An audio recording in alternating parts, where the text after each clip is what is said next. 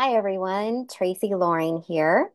Today, what I wanted to share with you is a little bit of the backstory behind my exhibition, The Land of Infinite Possibilities. So, this is an exhibition that is the culmination of a body of work that I created during my 10-month residency at Arlene's Artist Materials in Albany. And when I first applied for the residency, my primary reason for applying was I really wanted to get to know myself more deeply as an artist. I really wanted to lean into my artistry, push myself, try new things, and having the accountability of having this body of work as a result of the program I thought would give me the focus and the little kick in the pants from time to time that I might need in order to do that, to go deeper and to dive into my artistry. And it really did. It was so funny because we would meet monthly as an artist in residency group. And probably for the first maybe more months than I would like to admit, but at least for the first two or three meetings, I was like, what is this body of work? Like, what does that mean? I just paint. Like, isn't it just, don't we just paint?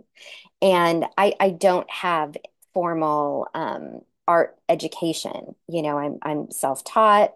I certainly take classes and workshops and find ways to grow my skills, but I didn't go to art school. So I don't have some of the constructs and the structures I think that people are taught when they go through those more formalized programs. And so I was like, I don't know what this body of work thing is. I'm confused. My process is very much about creating what I feel like creating when I feel like creating. And play, it's very much centered around play. And it didn't really lend itself in my mind at the time to creating a body of work that would be seen as cohesive. And so I really struggled with this idea of telling myself it needed to be intentional in that way. And it stressed me out. I do a lot of my decision making intuitively. I have a practice that's sort of a meditation practice where I ask for insight and clarity about different things in my life. And when I asked to get clarity around this body of work, I just kept getting just paint. Tracy, just paint and it will become clear. So that's what I did. I painted and I painted and I painted and I painted. And I painted in different mediums. So there's work in the show that's oil. There's a piece that's oil and cold wax. There are pieces that are several pieces that are acrylic. There are a few pieces that are mixed media.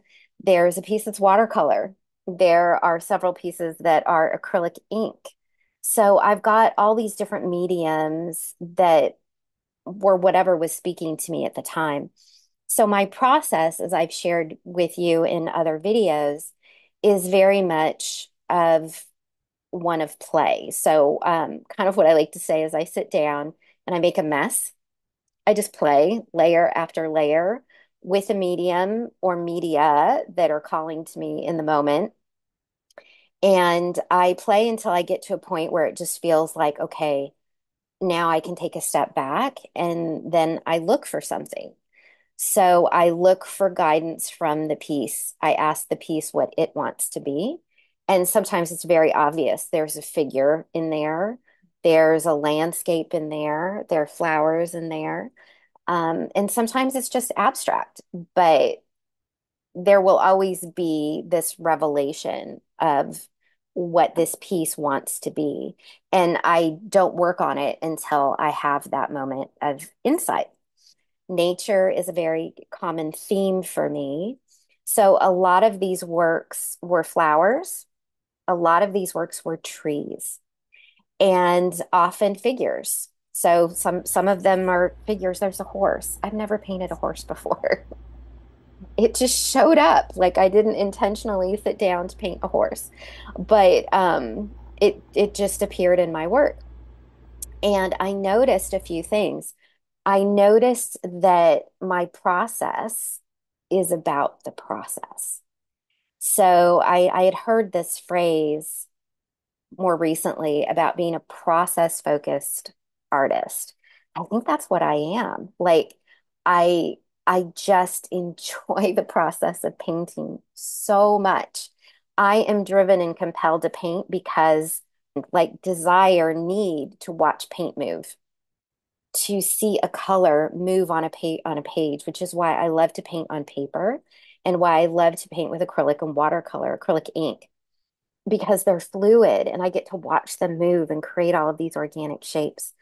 And I love oil and cold wax because I can excavate into it. And I love acrylic and using mediums that allow me to create textures that I can carve into. And I just love all of it. So that is often what compels me to sit down and paint something. And then the subject just emerges.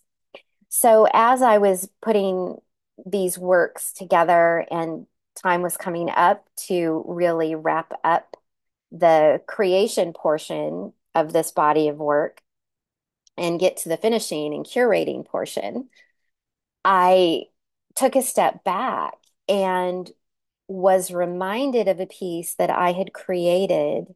It's sort of this abstracted landscape that came about as a result of this process of play. And I called it the land of infinite possibilities. Two things really landed for me. One was I'm painting the world that I want to live in because I don't always feel like I belong in the world that's here. It brought up a lot of stuff about my childhood and my ethnicity.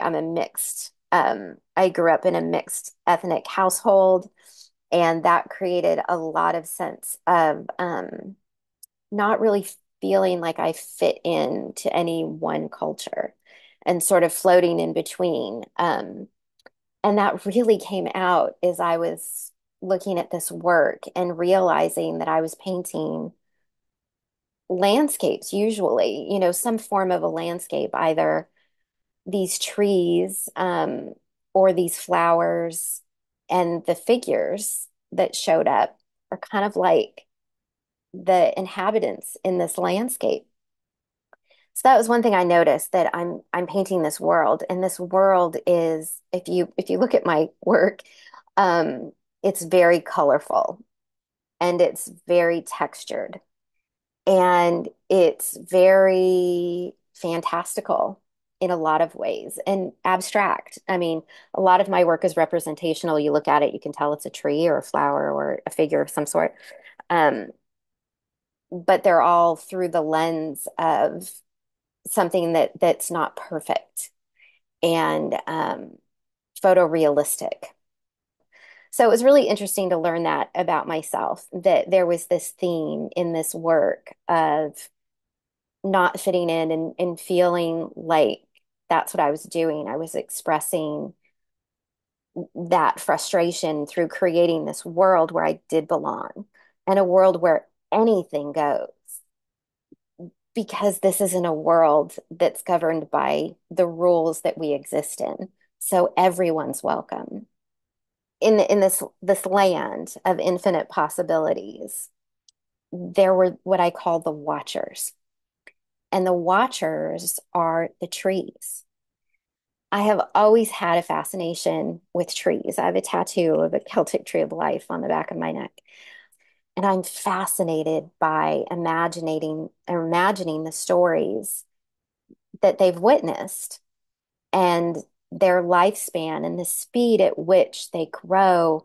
It's so much slower than we experience as humans. And growing up in California, I mean, some of the oldest trees in the world are there, and the sequoias and the giant redwoods. And I would love to go and see these gigantic, enormous beings and just imagine all the things in the world that they've witnessed over these incredible lengths of time. And so I would always think of them as the watchers. And what I noticed is when I would sit down to paint, there are certain motions, there are certain marks that my body likes to make. They're just in there. And one of them is this circular motion that ends up becoming the shape of these trees.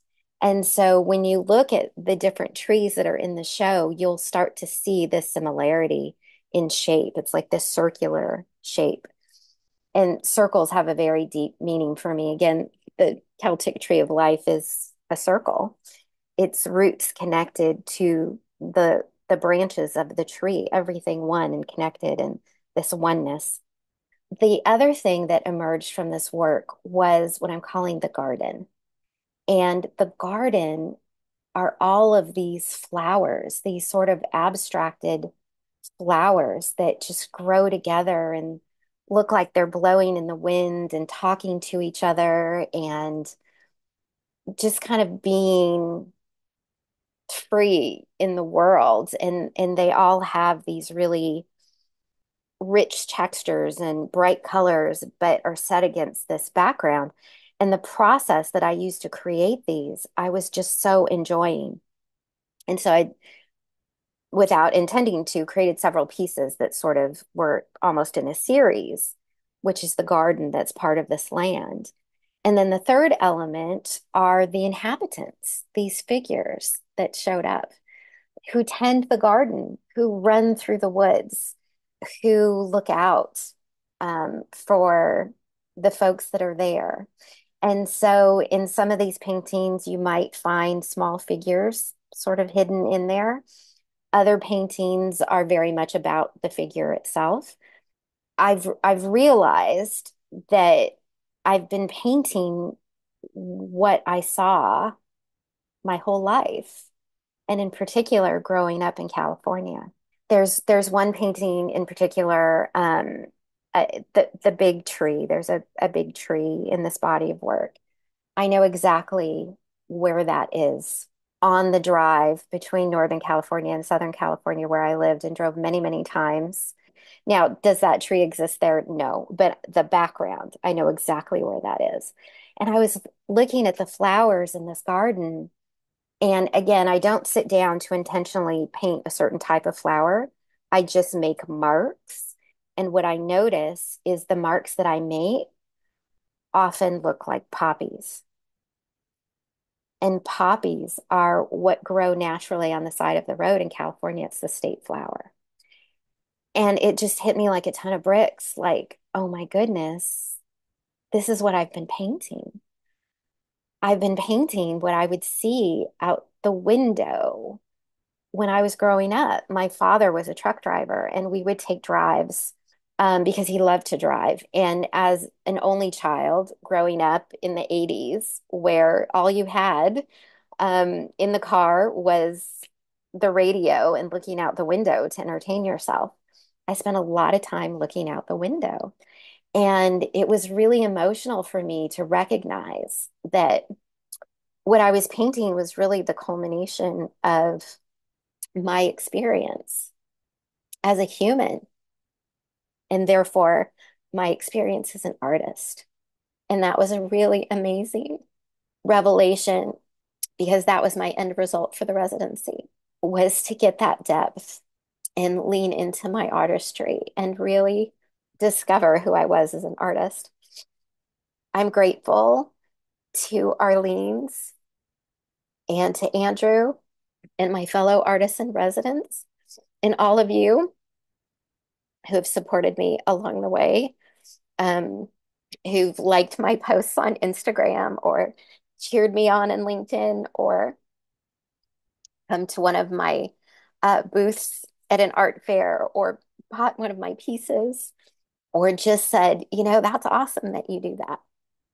And my hope for folks that view the show is that you find your own journey in these pieces. You know, certainly I'm sharing with you my experience and sort of where these works came from, how they reflect different parts of my life. But the beauty about art is we each see what speaks to us in the work. And so I hope that there is something that you see that speaks to you. I hope that there are pieces that pull you in and the little details surprise you and give you little bits of eye candy, as Gwen Fox, who I like to follow, an amazing artist, likes to say. And most of all, I hope that you are reminded that the world is infinite and full of possibilities. So, inscribed in each painting, part of my process is I write words. And I write the words love, joy, and magic into every painting that I paint. I do that because those words are meaningful to me. They're how I live my life and what I want to embed in the work that I create, both as an artist, but in my life in general. And it's what I wish for each of you. Thank you for supporting me, for checking out the show, for just supporting artists in general, whether it's me or someone else. We create, and I can only speak for myself, of course, but we create because we have to. When what we create resonates with somebody else, there is an incredible point of connection that is indescribable. And as an artist, nothing brings me greater joy to know that something that spoke to me spoke to somebody else. So thank you again. And I wish you a world of infinite possibilities filled with love, joy, and magic. Bye bye.